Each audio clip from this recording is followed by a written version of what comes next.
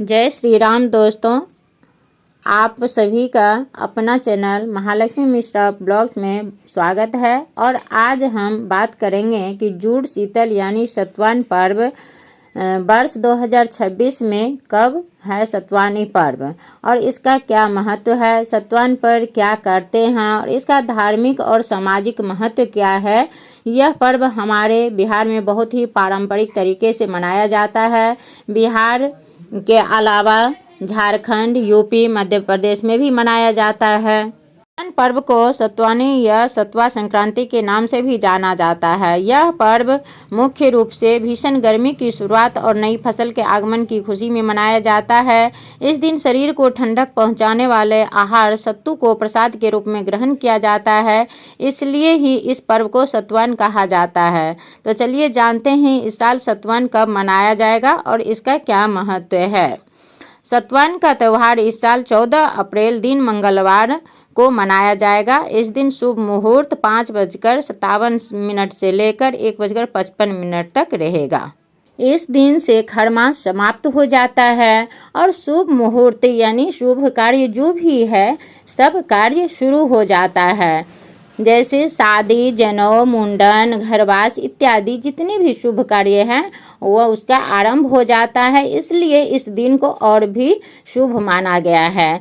साथ ही 2026 में सतवान पर्व 14 अप्रैल दिन मंगलवार को है, जिससे हम तपत पावन भी कहते हैं, क्योंकि इस दिन गर्मा गर्म दाल पूड़ी, सूखे बड़ी, सोहजन की सब्जी और खीर खाने की भी परंपरा है।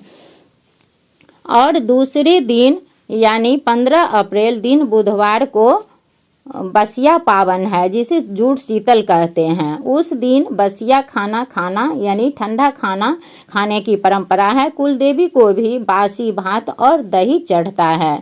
उस दिन ब्रह्म मुहूर्त में उठकर घर के मुख यानी चौकेट पे पानी दिया जाता है। रास्ता और अपने से छोटे जो भी बच्चा है, भाई बहन जो भी है, उसे सिर पर पानी देकर जुड़ाया जाता है यानी शीतल किया जाता है। पेड़ पौधे में भी पानी देने की परंपरा है। इसका वैज्ञानिक कारण यह भी है कि इस महीना में गर्मी अत्यधिक बढ़ जाता है। सूर्य के तेज किरणों के कारण शरीर में पित्त बढ़ जाता है, इसलिए इन चीज़ों का सेवन करने से शरीर में ठंडक पहुंचता है और शरीर में ऊर्जा प्रदान करता है। इसलिए मेरे पूर्वजों ने बहुत ही समझदारी के साथ सोच समझकर इस पर्व को मनाया है और इसी के साथ प्रकृति को भी आभार प्रकट करने का भी एक तरीका है। सतवान पर क्या करते हैं, तो इस दिन लोग जल्दी उठकर स्नान करते हैं और सूर्य देव को अर्घ्य देते हैं। भगवान को भी सत्तू और अन्य ठंडी तासीर वाली चीज़ों का भोग लगाया जाता है। इस दिन सूर्य देव का मंत्र का जाप किया जाता है। इसके साथ ही गरीबों और ज़रूरतमंदों को दान देना चाहिए। इस दिन विशेष रूप से सत्तू, जल से भरा हुआ घड़ा, पंखा, गुड़ और मौसमी फलों का दान भी शुभ माना जाता है। इस दिन लोग भगवान सूर्य को अच्छी फसल और समृद्धि के लिए भी प्रार्थना करते हैं और प्रकृति को धन्यवाद देते हैं। इस पर्व पर कई जगहों पर मिट्टी के घड़े की पूजा की जाती है और घड़े में पानी भरकर उस पर सत्तू, गुड़ और पंखा रखकर दान दिया जाता है। इसके अलावा कई लोग इस दिन भगवान विष्णु को भी सत्तू का भोग लगाते हैं। ये अपने घर के परंपरा के अनुसार होता है। तो इसी के साथ फिर मिलती हूँ नेक्स्ट वीडियो में।